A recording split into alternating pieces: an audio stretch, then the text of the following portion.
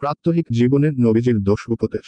জাবির ইবনে সুলাইম রাদিয়াল্লাহু আনহু বলেন, আমি এমন এক ব্যক্তিকে দেখেছি যার কথা সবাই মেনে চলে এবং তিনি যা কিছু বলেন সবাই তা পালন করে। আমি বললাম, তিনি কে? তারা বলল, তিনি হলেন রাসূলুল্লাহ সাল্লাল্লাহু আলাইহি ওয়াসাল্লাম। আমি দুইবার বললাম, আলাইকাস সালাম ইয়া রাসূলুল্লাহ।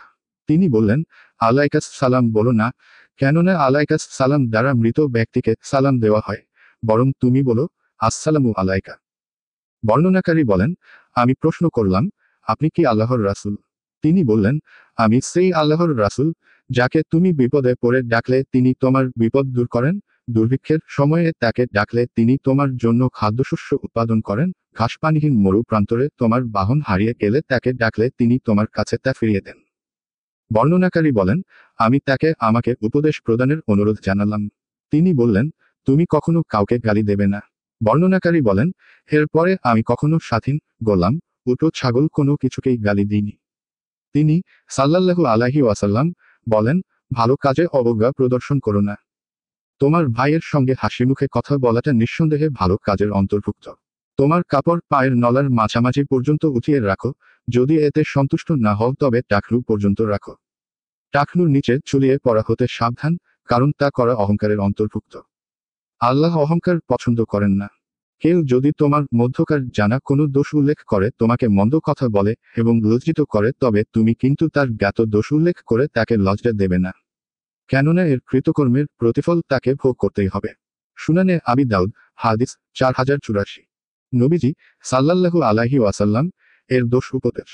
হাদিস বিশারদরা বলেন, উল্লিখিত হাদিসে মুমিনের জন্য 10টি উপদেশ রয়েছে যা তার প্রাত্যহিক জীবনকে সুন্দর করে।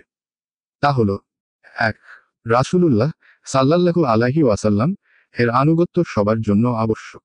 এটা ঈমান ও ইসলাম কবুল হওয়ার শর্ত। 2. সালাম প্রদানের যত্নশীল হওয়া। সালাম সহ ইসলামের জিকির ও ইবাদতগুলো কোনো ধরনের পরিবর্তন ছাড়াই পালন করা, যেমন আজান ও ইকামত। 3. প্রাত্যহিক জীবনের যে কোনো সংকটে বান্দা আল্লাহকেই স্মরণ করবে, তার কাছেই সাহায্য প্রার্থনা করবে, এমনকি সংকট নিরসনের বাহ্যত কোনো উপায় উপকরণ না দেখলেও। 4. গালি দেওয়া পাপ ও মন্দ স্বভাব। মুমিন ব্যক্তি কাউকে গালি দেবে না, এমনকি পশু পাখিকেও না। 5. কোনো পুণ্যের কাজই অবজ্ঞা বা অবহেলার নয়। যত ছোট হোক না কেন সুযোগ পেলে মুমিন ব্যক্তি পুণ্যের কাজে অংশ নেবে। 6. মুসলমানের সঙ্গে হাসিমুখে কথা বলাও পুণ্যের কাজ, অর্থাৎ মুমিন ব্যক্তি মানুষের সঙ্গে সদ্ব্যবহার করবে। 7. ফকিহ আলেমরা বলেন, পুরুষের জন্য টাকনুর নিচে কাপড় পরা হারাম। 8. অহংকার করা, অহংকার প্রকাশ পায় এমন কাজকর্ম, পোশাক পরিচ্ছদ ও চালচলন নিষিদ্ধ, কেননা আল্লাহ অহংকার পছন্দ করেন না। 9. কারো দোষ প্রকাশ করা নিন্দনীয় কাজ, যদিও লোকটির শত্রু হয় বা তার সঙ্গে বিতর্ক হয়। 10. মন্দের প্রতিবিধানে মন্দ নয়, পাপের প্রতিশোধে পাপ করার অনুমতি ইসলাম দেয় না।